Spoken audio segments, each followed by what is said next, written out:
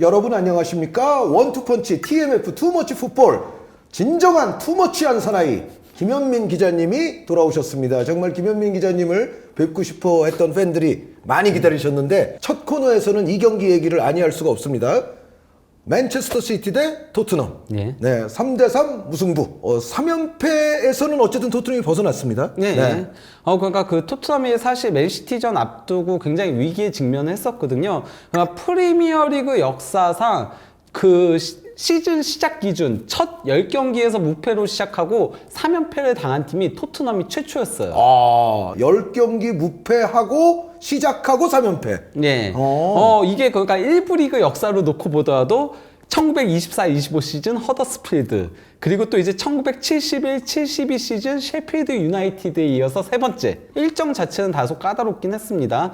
첼시, 울버햄튼, 에스턴 빌라였는데요. 그러고 나서 이제 이번 상대가 맨시티다 보니까 이거 자칫 잘못하면 4연패 당하는 거 아니야? 이런 조금 우려가 있긴 했었죠. 예, 이런 가운데 그 맨시티하고 토트넘 선발 라인업을 보면은 양 팀 다 변화를 거의 가져가지 않았어요. 일단 뭐 맨시티는 그 전주에 있었던 리버풀전과 비교했을 때 아케 대신에 그바르디올이 왼쪽 스토퍼로 나온 거 제외하고는 동일한 선발 라인업을 들고 나왔습니다. 3-2-4-1 포메이션을 가동을 했고요. 이제 토트넘 같은 경우는 벤탄쿠르가 또 부상으로 빠졌잖아요. 그것도 8개월 부상에서 복귀하고 첫 선발 출전 경기에서 부상을 당하는 악재가 있었는데 그 자리에 이제 징계에서 돌아온 비수마가 선발 출전한 거 제외하면 그대로 나왔죠. 거기다가 이제 센터백이 에메르송과 벤 데이비스 풀백들로 센터백을 구축을 했고요. 그리고 또 이제 클룹세스키를 공미로 배치한 것도 상당히 그러니까 조금은 이전과는 다른 방식의 기용이었다라고 할 수 있습니다. 네, 존슨 선수, 힐 선수를 또 양쪽에 배치하다 보니까 이제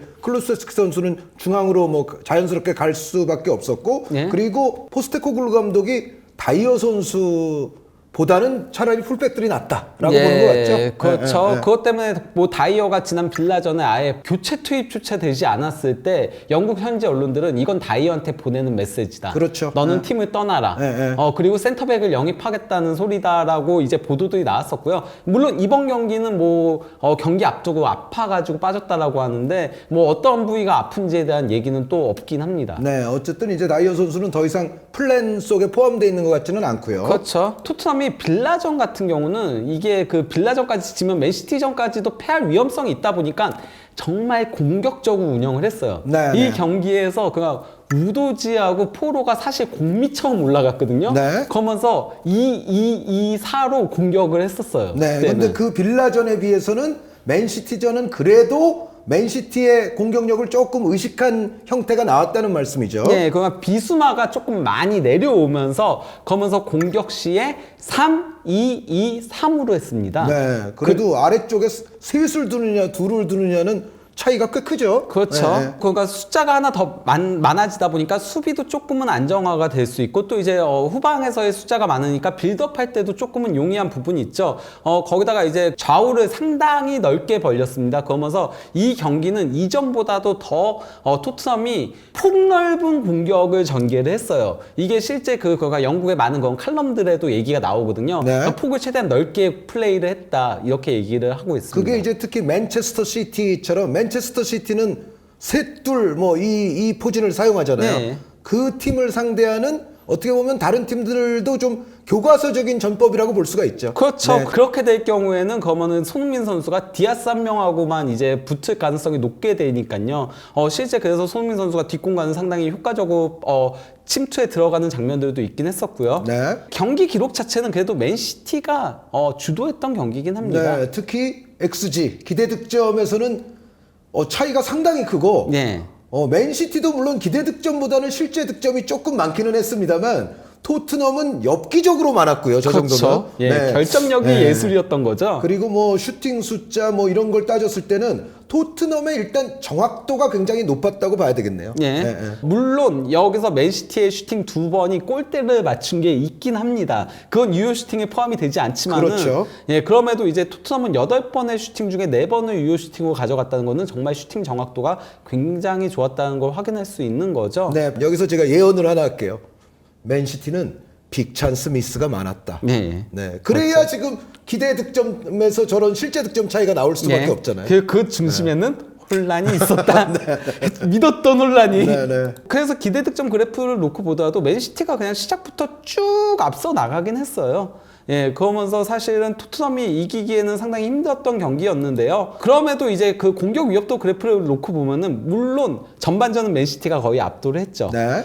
그리고 또 이제 후반전도 맨시티가 조금 더 공격을 하긴 했지만은 그래도 전반전과 비교하면은 후반전은 토트넘이 어느 정도 대등하게 가져갈 수 있었습니다. 상대적으로 맨시티는 아무래도 체력적인 문제를 조금 느낄 수 있는 그런 흐름이라고 봐야죠. 그렇죠. 네. 뭐 챔피언스 리그를 병행을 했고 심지어 사실 그 라이프치히전이 맨시티 입장에서는 조금 안 좋았어요. 왜냐면은 로테이션을 4명을 돌리긴 했었거든요. 네. 근데 먼저 2실점을 했잖아요. 전반전에. 네. 잘못하면 이거 조별리그 1위도 못하는 거 아니야? 네. 그렇게 되잖아요. 그래서 네. 이제 리버풀전에 선발 출전했던 선수들이 결국엔, 후반전에 네, 빨리 네. 투입됐어요. 네. 예. 그래서 생각보다 그날의 시나리오가 좋게 전개가 되지 않았기 때문에 이날은 특히 또 맨시티가 요즘 선수층이 안 좋잖아요. 네. 그러니까 체력적인 문제를 어느 정도는 또 감수할 수밖에 없는 날이었습니다. 그때 만약에 라이프치히가 3대 0까지 만들면은 1, 2위가 바뀌는 순간이었거든요. 그러니까요. 네. 근데 이제 그 49분경까지만 놓고 보면은 뭐 패스 네트워크가 이게 평균 위치인데 토트넘이 거의 일방적으로 밀렸어요. 말 네. 그대로. 그리고 스퍼스 토트넘에서는 독야청청 손흥민이네요. 네. 그러니까 다른 선수들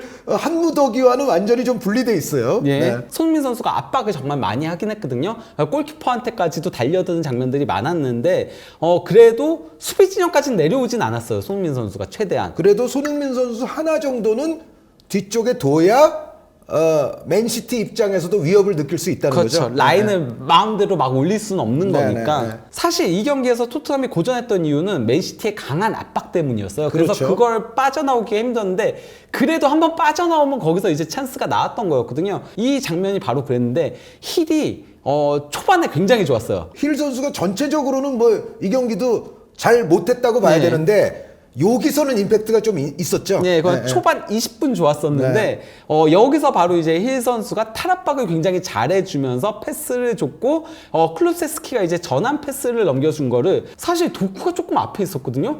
근데 그 빠른 도쿠 상대로 손흥민 선수가 더 빠르게 달려가가지고 특히 머리로 머리를 들이내밀면서 헤더로 이제 치고 달려가서 이제 그 강력한 오른발 슈팅으로 선제골을 넣었던 거였죠. 네, 손흥민 선수의 정말 탁월한 스피드에다가 어떻게 보면 스피드 더하기 의지. 네. 정말 그 의지까지도 좀 결합됐던 그런 장면이 아니었나 싶어요. 하지만 이제 그 곧바로 동점골을 실점하고 네. 말았었는데요. 알바레스가 이제 프리킥을 올린 게 홀란 머리를 향했었거든요. 근데 홀란 머리는 맞지 않았어요. 근데 그 뒤에 있던 비수마를 살짝 스치면서 방향이 살짝 바뀌었고 이게 불운하게도 손흥민 선수 발을 맞고 그대로 자책골로 연결이 됐었습니다. 네, 손흥민 선수 자책골. 그 유럽에서 자책골 넣은 거 처음이죠? 네. 그러니까 선수 본인도 그렇게 얘기하더라고요. 자책골은 처음이었다라고. 네. 이후에 이제 맨시티가 기세를 살리면서 토트넘의 골문을 계속 이제 위협을 했었는데요. 먼저 그 알바레스의 패스를 이제 로얄이 이걸 처리를 잘못했어요. 잘못하면서 튕겨서 혼란한테 연결이 됐는데 혼란이 골문 앞에서 슈팅이 골대를 살짝 빗나갔죠. 네, 여기서 정말 빅 찬스가 미스가 됐습니다. 네, 이거 빈 골대였거든요. 네. 그러니까 비카리오가 이쪽으로 쏠려 있었기 때문에 로얄 때문에 그래서 완전히 빈 골대에 넣지 못하는 혼란답지 않은 실수를 했었고요. 네, 이제 요런 게 쌓여서 맨시티에게는 나중에 이게 나비 효과가 되는 거죠. 그렇죠. 그리고 이제 29분경에는 포든이 이제 패스를 준 걸 알바레스가 또 이제 환상적인 패스를 넘겨줬고 이를 받은 도쿠가 이제 특유의 드리블로 이제 접고 들어와가지고 슈팅을 가져간 게 이게 골대를 강타를 했었죠. 네, 지금 저 포든, 알바레스, 도쿠 뭐 각 나라에 다 젊은 선수들 아닙니까? 네. 젊은 선수들끼리 엮어가는 거 보면 어쨌든 보기가 참 좋더라고요. 네. 이런 가운데 32분경에 결국 그 맨시티의 역전골이 나왔습니다. 그야말로 예술이었죠? 네. 그 정말 상대 위험 지역에서 맨시티 선수들이 보여줄 수 있는 정말 기량, 그리고 오프 더 볼 움직임, 뭐 동료의 움직임을 시야에 딱 넣어놓고서 바로바로 연결시키는 솜씨가 거의 뭐 맨시티 다운 플레이였다고 해도 과언이 아닐 것 같아요. 토트넘 수비 숫자가 충분히 있었거든요. 그럼에도 이 패스 3번에 그냥 뚫려버린 거라고 할 수 있죠. 그리고 또 추가골을 넣을 수 있는 기회가 있었는데요. 홀란이 패스를 준 거를 이제 베실바가 다시 패스를 연결해줬고, 여기서 알바레스가 볼을 끌고 가다가 이거 각도 없는 곳에서 슈팅 날카롭게 가져갔는데 이게 또 골대를 강타를 했습니다. 네. 이것도 이제 그 토트넘이 수비 지역에서 압박을 풀어내지 못하면서 알바레스가 이제 패스를 연결한 거를 홀란이 또 이것도 노마크 상태였거든요. 그런데 홀란답지 않게 골대를 훌쩍 넘어가는 슈팅을 때리고 말았습니다. 뭐 맨시티가 나중에 뭐 심판 문제 뭐 이런 얘기도 하시겠습니다만 홀란 선수 책임이 좀 지분이 좀 크죠. 이 경기 3점 못 얻은 거에는. 네, 그러니까 물론 홀란 선수가 그래서 후반 와서는 조금은 연계에 집중을 했고, 그러면서 이제 뭐 골의 기점 역할도 담당하고 또 이제 골을 직접적으로 도움도 올렸잖아요. 그렇죠. 하지만은 홀란은 원래 마무리를 해야 되는 피니셔인데 그 역할은 못했죠. 네, 왔을 때 해줬으면 사실은 후반에 좀 고생을 덜 했어도 되는 건데. 이런 가운데 토트넘이 선제골을 넣고 38분 들어서야 이제 두 번째 슈팅을 가져갈 수 있었는데요. 여기서도 이제 그 손민 선수가 전환 패스를 연결해 준 거를 존슨이 앞으로 패스 연결해 줬고, 이걸 이제 포로가 슈팅을 가져갔으나 알바레스에게 막히고 말았습니다. 전반전은 말 그대로 맨시티가 압도했던 경기였는데요. 뭐 점유율도 62대 38로 크게 앞섰고요. 기대 도움은 1.56대 0.1이에요. 그러니까 토트넘은 도움다운 도움을 거의 주지 못했다는 얘기인데. 그렇죠. 그런데 그래도 손흥민 선수는 골을 넣었습니다. 그게 왜냐면은 사실 도쿠가 앞에 있었거든요. 그렇죠. 근데 손흥민 선수의 어떻게 보면 개인 스피드로 그렇게 한 거니까, 이 의지와. 그러니까 도움의 기대치가 그렇게 높은 상황이었다고는 말 못하는 거죠. 뒤에서 찔러줬을 때. 그리고 거기다 이제 슈팅 숫자도 11대 2면은 5배 이상 차이가 난 거죠.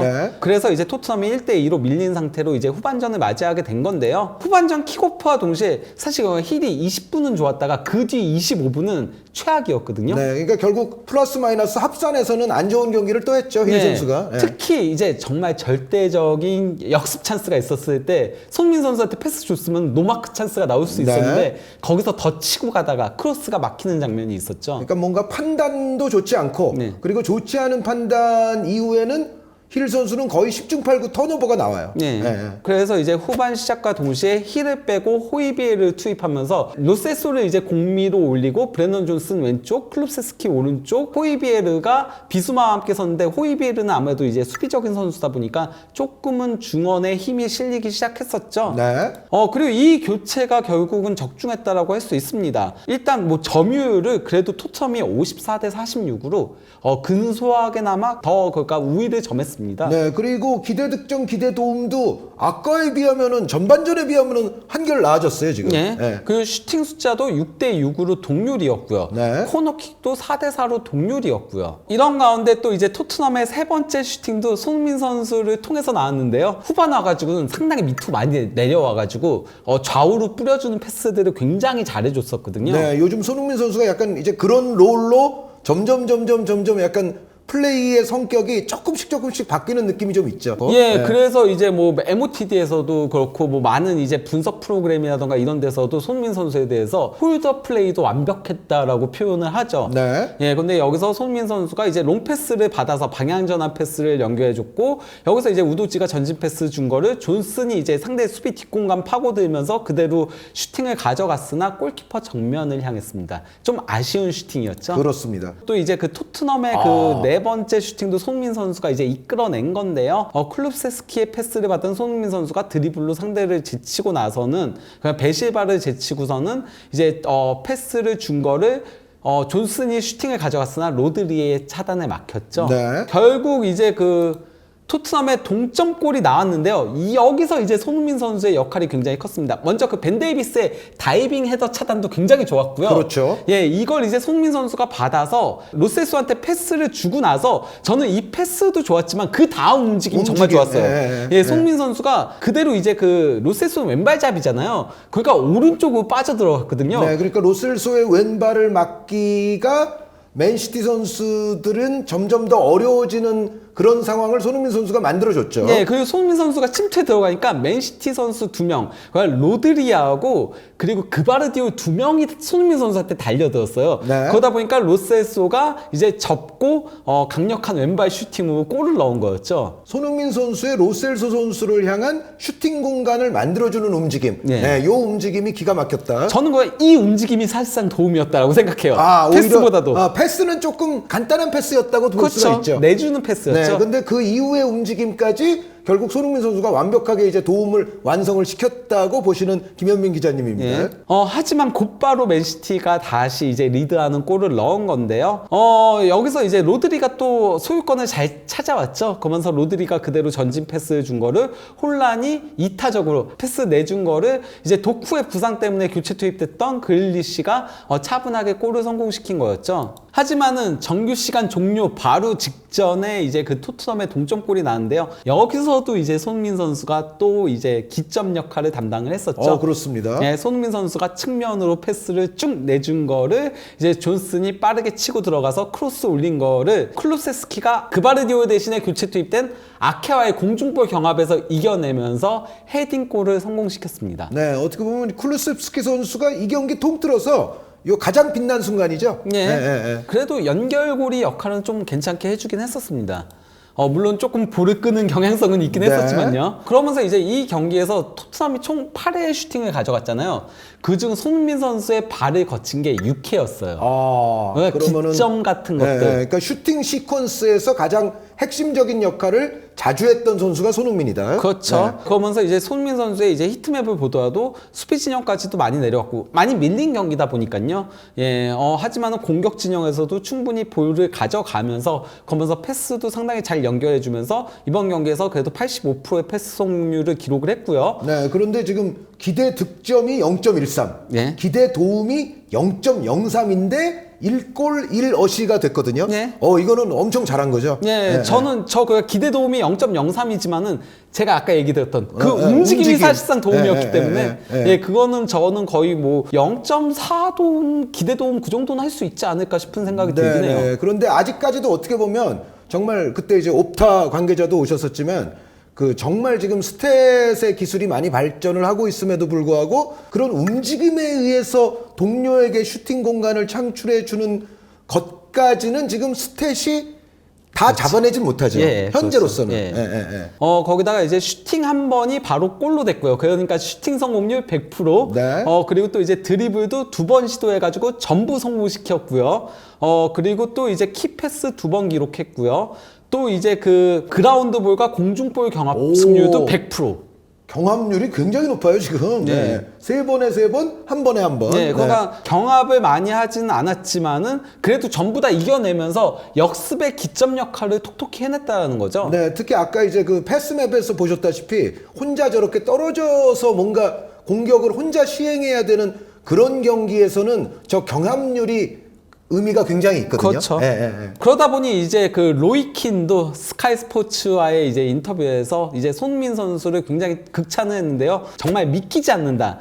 그는 프리미어리그 공격수의 기준, 스탠다드를 네. 정하고 있다. 네. 그는 최전방에서 뛰는 모든 선수들에게 있어 훌륭한 모범이다라고 한 겁니다. 네, 손흥민 선수가 설정하는 그 기준이 상당히 높은 수준이죠. 그렇죠. 네.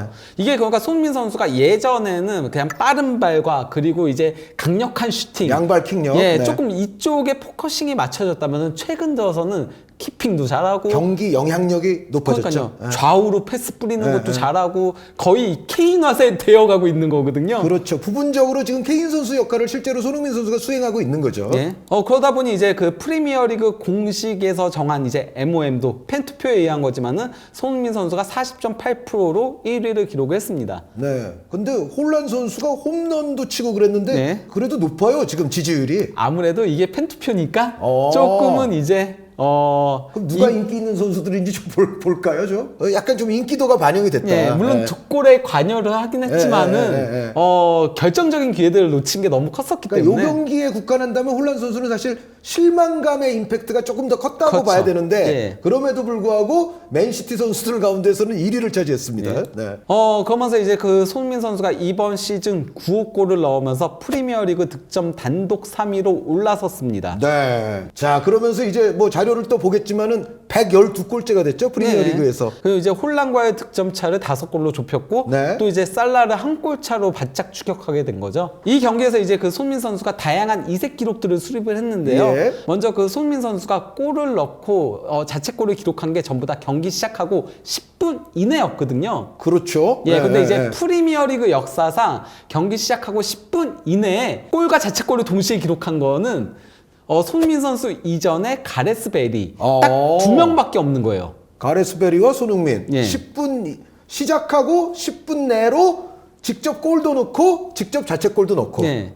그리고 또 이제 손민 선수가 골을 넣고 자책골까지 걸린 시간이 137초거든요. 예, 이게 네. 프리미어리그 역대 최단 시간 골 넣고 자책골 기록한 겁니다. 네, 그 밑에 보니까는 저 2012년에 조니 에반스 선수가 167초. 예. 네. 에반스 선수가 수비수인데 이날은 골도 넣고 또 이제 수비하다가 자책골도 넣고. 네. 네, 네. 그리고 또 이제 손민 선수가 이 경기에서 골과 도움과 자책골을 동시에 기록을 했는데 네. 이 세 가지를 한 경기에서 동시에 기록한 게 프리미어리그 역사상 5번째입니다. 네, 그런데 대부분 뭐 웨인 루니, 가렛 베일 같은 아주 슈퍼스타들도 있지만 제이콥 램즈라든가 케빈 데이비스도 잘하는 선수들이잖아요. 그렇죠, 예. 그러니까 여기 제가 봤을 때 기록이 들어간 선수들은 대부분 잘하는 선수들이에요. 사실 골과 네. 도움을 동시에 기록하려면 잘해야 돼요. 한 경기 안에서 골도 넣고 도움도 하는데 플러스 자책골까지 있는. 그러니까 기본적으로 1골 1도움 이상을 해야 되니까 근본적으로 잘하는 선수들이어야 하고 여기서 가장 이제 어린 선수가 그 빌라가 자랑하는 제이콥 램지 선수네요. 그렇죠. 네, 예. 네. 근데 이제 그 손흥민 선수가 여기에 대해서 뭐라고 얘기했냐면요. 맨시티 상대로 생애 첫 자책골은 좋은 경험이었다. 이렇게 이제 약간 네. 좀 농담을 했다라고 이제 표현을 하고 있고요.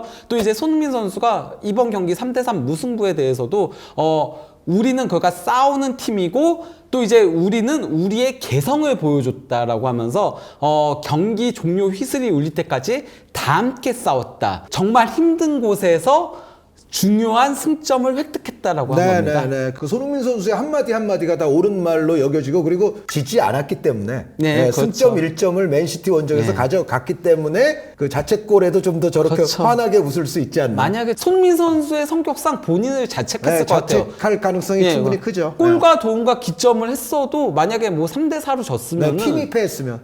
그랬을 거예요. 예, 그리고 또 이제 그 손민 선수가 토트넘 선수는 역대 2번째로 프리미어리그 원정에서 50골을 달성했습니다. 네, 저 기록은 이제 앞으로 계속 늘어갈 거고요. 예.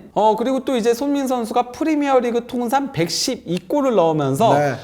디온 더블린과 이제 그 사디오 마네를 제치고 프리미어리그 역대 최다골 단독 24위로 올라섰습니다. 네, 이제 이언 라이트 선수 잡는 거는 뭐 시간 문제고요. 네. 이언 라이트까지만 잡고 나면 이제 약간 거리를 두고서 제라드와 스털링이 보이네요. 저는 뭐 그래도 지금 같은 득점 페이스 하면은 지금 14경기에서 9골인 거잖아요. 그렇죠. 그렇기 때문에 이 득점 페이스면은 20인 루카쿠도 넘을 거라고 봅니다. 네, 이번 올 시즌 안에. 안에 뭐 탑 20 이내로 들어가는 거는 거의 뭐 네. 틀림없지 않느냐. 루카쿠가 121골이거든요. 네. 지금 손흥민 선수가 또 유럽 무대 통산 200세 골이 됐어요. 그렇죠. 예. 대단한 기록입니다. 손흥민 선수가 프리미어리그 역사상 최초로 4개의 다른 디펜딩 챔피언을 상대로 원정에서 골을 넣은 선수 등극했습니다. 네, 이거는 그 지난 시즌 우승팀들을 상대로 이제 원정에서 항상 골을 넣어야 되니까 이건 최초인 게 제 생각에는 당연하고 네. 이거 굉장히 희귀한 기록일 가능성이 높거든요. 그렇죠. 네. 예, 그 레스터 시티 원정에서 골을 넣었었고, 첼시 원정에서 골을 넣었었고, 리버풀 원정에서 골을 넣었었고, 맨시티 원정에서 골을 넣은 겁니다. 이렇게 다양한 프리미어리그의 전년도 우승팀을 상대로 그것도 그들의 홈에 원정 가서 골을 넣었다는 거. 네. 야, 이 기록은 여간에서는 이거 쉽사리 또 수립될 수 있는 기록이 아닙니다. 그렇죠. 네. 예. 그리고 이제 손흥민 선수가 이번 경기 1골 1도움을 추가하면서 빅6 상대로 30개의 공격 포인트를 달성했습니다. 네. 이게 거의 경기당 0.5개에 가까운 이제 공격 포인트를 기록하는 건데 근데 빅6니까. 그렇죠. 거기다가 이제 그 손흥민 선수가 이번 경기 골을 넣으면서 맨시티 상대로 8골인 건데 이게 그 양팀 맞대결 역대 최다골 공동 2위입니다. 네, 아구에로 그리고 데포와 손흥민. 예. 네. 그러니까 케인보다도 더 많이 넣은 거예요. 맨시티 상대로는. 케인 선수는 보이질 않고 특이한 거는 옛날 선수인 글렌 호들 선수가 보여요. 예, 그 제코도 있고요. 네, 아주 옛날 선수. 네. 또 이제 그 손민 선수가 그 맨시티 상대로 18경기에서 8골 4도움을 기록하고 있는 건데요. 그 최근 11경기에서 7골 3도움. 이건 뭐 경기당 하나의 와. 공격 포인트인 거죠. 그 정도로 상당히 강한 면모를 보여주면서 맨시티가 최근에는 토트넘 상대로 고전하고 있다. 이게 다 손민 선수의 역할이 매우 크다라고 할 수 있는 거죠. 네, 그러니까 2010년대 이후의 축구를 또 전술적으로 정말 양분해 오다시피 한 클롭 감독 그리고 과르디올라 감독이 예. 존재하는데 이 두 양반이 공통적으로 약간 공포감을 느끼는 공격수가 바로 손흥민이죠. 그리고 네. 황희찬 선수한테도 그렇거든요. 코리안 가이드한테 네, 코리안 약해요. 가이. 네, 예. 네, 네. 이번 경기에서 이제 그 토트넘이 3연패를 끊어내면서 그나마 그래도 이제 토트넘이 조금은 위기에서 벗어났다라고 할 수 있겠습니다. 네. 다음 경기는 이제 웨스트햄하고의 홈 경기인데요. 이때 이제 로메로가 징계에서 복귀를 하죠. 그러고 나서 이제 그 뉴캐슬하고의 홈 경기가 다소 까다롭다라고 할 수 있겠지만은 그러고 나서 이제 노팅엄 포레스트 하위권이죠. 에버턴 강등권이죠. 그리고 브라이턴 원정 그리고 브라이튼이 요즘 그렇게 좋진 않죠. 네, 부상이 네. 너무 많아요. 네. 브라이턴이 지금 첼시랑 함께 부상이 가장 많은 팀 중에 하나거든요. 네. 그리고 본머스하고의 홈 경기까지 다소 쉬운 일정이 있고 그리고 번리하고의 FA컵 3라운드가 끝나고 나면 이제 손민 선수가 아시안컵 그리고 비수마와 파페사르가 네이션스컵에 참가하게 됩니다. 네, 여기 물론 어려운 상대가 없는 건 아니지만 네. 그래도 토트넘이 여태까지 해왔던 거에 비하면 여기서는 좀 승점을 약간 집중적으로 따내야 되지 않을까. 네. 그리고 이제 손민 선수와 비수마 사르가 빠지는 거에 대비해서 겨울에 무조건 영입해야죠. 1월 시작하자마자. 그리고 그들이 또 빠지는 걸 고려하면 미리 역시 승점을 좀 많이 벌어놓을 필요가 네. 있다. 근데 이제 맨시티를 조금 살펴보도록 하겠습니다. 오, 이게 커리어 처음이에요? 예. 오. 훌란 선수가 이 경기에서 슈팅을 5번 가져갔는데 유효 슈팅이 단 하나도 없어요. 야, 이거는 이 옵타 데이터는 아마 짤츠부르크나 더 이전 시절부터 다 포함되어 있는 거죠? 그렇죠. 5회 이상 슈팅 가져간 것 중에서는 처음이에요. 유효 슈팅 자체가 없는 경기도 적거든요. 맨시티에서 제가 알기로 2번밖에 없는 걸로 알고 있어요. 예. 근데 그때는 슈팅 수가 5개가 그렇죠. 안 됐을 때, 네. 뭐 한 2개나 3개 찼을 때는 뭐 그럴 수 있는데, 네. 5개 이상의 슈팅을 날리고서 유효 슛이 제로인 경우는 처음이었다. 네. 네. 그러면서 이제 그 맨시티가 이번 경기에서도 무승부에 그치면서 최근 3경기 연속 승리가 없죠. 첼시전 4대4 무승부, 리버풀전 1대1 무승부, 토트넘전 3대3 무승부. 물론 상대들이 어렵긴 했어요. 네. 하지만은 경기 막판에 계속 실점을 하면서 좀 잡아야 되는 경기를 계속 못 잡고 있는 모습인 거거든요. 반면에 이제 그 맨시티가 3경기 연속 무승에 그친 틈을 타서 아스널이 연승을 달리면서 네. 이제 그 맨시티와의 승점 차를 3점으로 벌리는데 성공했고요. 축구는 끝까지 버티는 자가 강한 자입니다. 예. 네. 그리고 또 이제 리버풀이 풀럼과의 난타전 끝에 4대3으로 승리하면서 아주 재밌는 경기였죠. 네. 2위를 탈환하는데 성공했습니다. 그러면서 맨시티는 3위로 내려앉게 된 거죠. 네, 아스날이 2점 차 1위라는 게 정말 감개가 무량합니다. 예. 네. 근데 이제 지금 그러니까 아스널이 1위를 하고 있는 데는 수비의 공이 크다라고 할 수 있고요. 맞아요. 예, 아스널이 왜냐면은 최소 실점 팀에 유효 슈팅 허용도 최소고 슈팅 허용도 최소고 기대 실점도 최소거든요. 수비 관련된 지표가 전부 다 최소예요. 그리고 선수들 컨디션이 다 괜찮으면 공격도 뭐 여전히 괜찮습니다. 네. 그런데 이제 상대적으로 지난 시즌과 비교해 보면 올 시즌은 수비의 힘이 네. 조금 더 크다고 볼 수 있죠. 공격은 소폭 하락했어요. 네, 네, 근데 네. 이제 수비에서 라이스의 가세가 네, 컸죠. 정말 네, 네. 방점을 찍어줬다라고 할 수 있죠. 네. 반면 이제 맨시티는 최근 들어서 실점이 너무 많다는 거, 그리고 매 경기 실점하고 있다는 거. 라이프치히전도 이기긴 했지만은 2실점을 했잖아요. 이게 조금은 고민거리라고 할 수 있겠죠. 네, 전체적으로 뭐 제가 자주 했던 이야기지만 선수층의 부족을 요즘은 좀 확연히 맨시티도 느끼고 있는 것 같아요. 네. 예, 예. 엎친 데 덮친 격우 맨시티는 뭐 도쿠가 이제 부상 후 그릴리시 후 교체되는 일도 있었고요. 또 이제 로드리와 그릴리시가 옐로우 누적, 이번이 거가 시즌 5번째 옐로우거든요. 네. 그래서 다음 경기 결장하게 됩니다. 만약에 도쿠가 부상이 크다면은 그러면 왼쪽 윙에 쓸 선수도 사라지게 되는 거죠. 네, 그리고 특히 도쿠 선수가 전술적으로 차지했던 역할 자체가 크잖아요. 네. 그러니까 맨시티가 호화 멤버에도 불구하고 도쿠 스타일의 뭔가 드리블러 파괴자를 갖고 있지는 않았기 때문에 네. 도쿠 선수는 사실 맨시티에서도 좀 유니크한 중요성이 있거든요. 거기다가 이제 맨시티가 이번 시즌 공식 대회에서 패배가 3번 있거든요. 딱 3번밖에 없는데 그 3번이 바로 로드리가 징계로 빠졌던 기간입니다. 네, 다시 한번 로드리 선수가 빠지면 맨시티 팬들은 또 좀 불안감에 노출이 될 수밖에 없는. 안 그래도 지금 수비가 흔들리면서 실점이 많이 나오고 있는데 말이죠. 그렇죠. 그런데 이제 맨시티가 이렇게 어려운 상황이 됐고 또 이 경기에서도 결국 원하는 결과를 받아들지를 못했습니다만 그럼에도 불구하고 판정 문제는 그 마지막 그 추가 시간 마지막 순간, 그거는 맨시티 입장에서는 굉장히 좀 뼈아팠고 좀 화날 만한, 정말 분노를 일으킬 만한 그런 판정이었던 건 틀림없죠. 그렇죠. 예, 그러다 보니까 이제 홀란 선수도 계속 이제 F자 요구를 네. 했었고요. 많은 이제 그 축구계 종사자들이 이거 도저히 이해할 수가 없다. 그러니까 그 사이먼 후퍼 심판이 네. 어드밴티지 갔거든요. 네. 사실. 근데 어드밴티지 일단 갔어요. 그리고 네. 글리시가 받아서 단독 찬스가 나왔을 때 휘슬을 불었어요. 사이먼 후퍼 심판의 뭐 심리를 어떻게 해석을 해야 될지 잘 모르겠는데 후퍼 심판을 약간 이제 후퍼 심판의 마음을 좀 이해를 해주는 쪽으로 해석을 해보자면 혹시 그릴리시 선수 위치를 뭔가 제대로 못 본 거 아닌가? 그냥 옵사이드로 본 게 아닐까 싶긴 하지만은 네, 그 옵사이드로 봤을 가능성도 있고 어떻게 보면 이제 그 토트넘 선수를 조금 가려서 네.